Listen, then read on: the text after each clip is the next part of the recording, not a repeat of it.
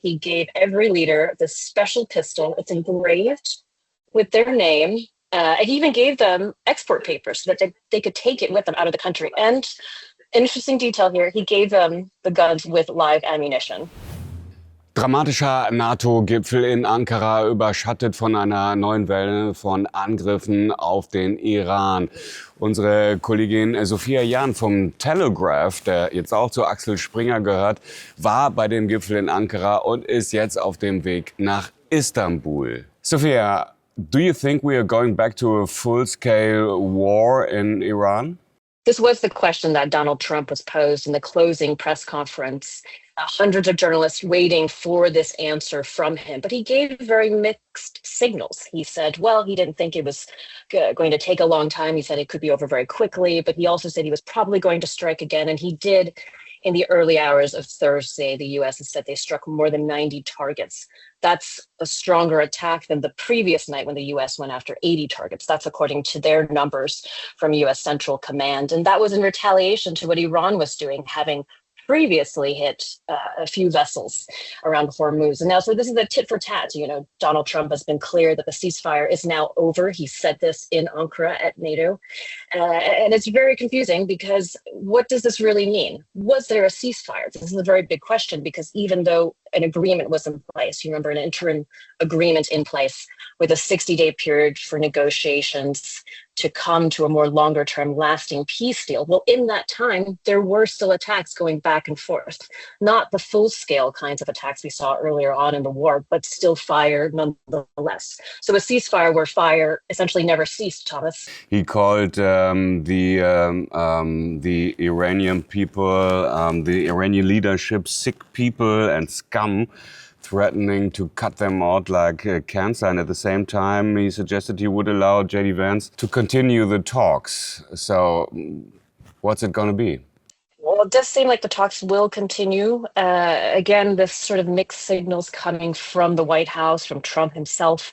He had a lot of choice words for Iran in his closing remarks. He was very ebullient, he was jovial, and he seemed happy, which is good news for the NATO alliance. There were a lot of worries that there might be something unanticipated coming out of this, that maybe the US, that Trump would be so upset that he'd want to pull out. But at least that didn't happen. Not the highest bar for success, if you will. But when it comes to what next with the talks, well, we'll have to see. Trump has said there could be attacks. He said again yesterday, he said that if Iran hits us, we will hit back 10 times harder. He called Iran loco, crazy in Spanish. He said that they were lunatics that shouldn't have nuclear weapons. I mean, it's very clear. Trump is not backing down. He's not going to step away from this. He's making that super clear. And that he was doing this from Ankara says a lot too. And it puts perhaps the summit host, Turkey, at greater risk. It certainly exposes Turkey because Turkey shares a very long land border with Iran, so that he was ordering the strikes on from Turkish territory is an interesting decision on his part. Of course, he is making decisions everywhere he goes, and he happened to be here at the time. But this again could create some issues for Turkey, which is stuck between Iran and Israel. What's your main takeaway from this summit? Well, Trump really overshadowed everything. He showed up. First, he was saying he wanted to take over Greenland. He raised that again. He had choice words for Spain. He's been very upset with certain European countries. Of course, Ukraine was on the discussion topic list, a big priority. There was a big show of solidarity, as expected, from NATO. And again, it's not a high bar for success that the U.S. didn't create more trouble, which was what everyone was worried about. Certainly, the Secretary General Mark Rutte was very clear. He spent a lot of time just trying to unruffle Trump's feathers. He even went to the White House in advance of the summit to make sure that things would hopefully go very smoothly. And he was very, in many ways, conciliatory to Trump, saying that there was support for what the U.S. was doing with Iran because it was in retaliation. You know, it was very interesting to see how the entire alliance was seeking to make sure they didn't upset Trump any further. So it's, for now, a positive that there hasn't been more of a rupture. But going forward, there's a lot of concern about how these different nations within NATO are going to reach the defense spending targets that were agreed last year. There were big deals announced at the very start of the NATO summit, and there is a move toward that. But this too could upset Trump, because his idea of having other countries spend more to buy more on defense, well, that essentially translates to buy American. European nations, however, are, as you know, Thomas, looking to buy from each other more and more to be more self-sufficient, because in this face of the changing global landscape, all these geopolitical risks, unpredictability, there's a trend where countries are looking a little bit more inwards. They're looking to support each other where they can, and to try to minimize any exposure or vulnerabilities that could be there. We're losing a little bit of connection here, but still I'm surprised compared to German trains.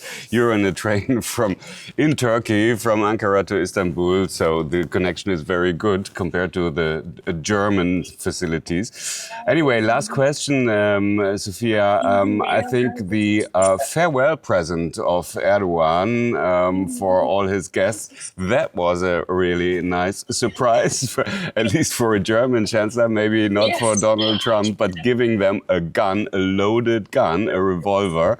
That's quite something. Yeah, well, you know, Turkish President Recep Tayyip Erdogan, he really rolled out the turquoise carpet, which is what they do here for official ceremonies. They pulled out all the stops. You know, Ankara was on lockdown. There were special shuttles for delegations, for the press. They really put on a huge display. It was a wonderful publicity stunt for Turkey, which is seeking to sell its weapons. They have a huge defense sector here, a lot of the supply chain actually within the country, which is a positive when it comes to the exposure risks that I was discussing earlier. And so they're looking to sell more to NATO members. A lot of big Turkish companies now part of big multinational development projects with the alliance. And so it was a win for the Turkish president, and he did not disappoint. He gave every leader this special pistol. It's engraved with their name. And he even gave them export papers so that they could take it with them out of the country. And an interesting detail here, he gave them the guns with live ammunition. And so it's just an interesting touch from the Turkish president. But the one thing that all of this has overlooked is the human rights crackdown that Erdogan has overseen in his time in power, which accelerated in the weeks just before the summit, because he wanted to make sure that this whole thing would go off without a hitch, without anything embarrassing, and no criticism, because there are some concerns here about whether Turkey's membership in NATO is something that helps or hinders. Does it perhaps make them more at risk of attack, or does it actually protect them? That's a huge debate here. And that's one that will still continue even though the summit has now concluded. Sophia, thank you so much. Safe travels to Istanbul and then back to London. Great to see you.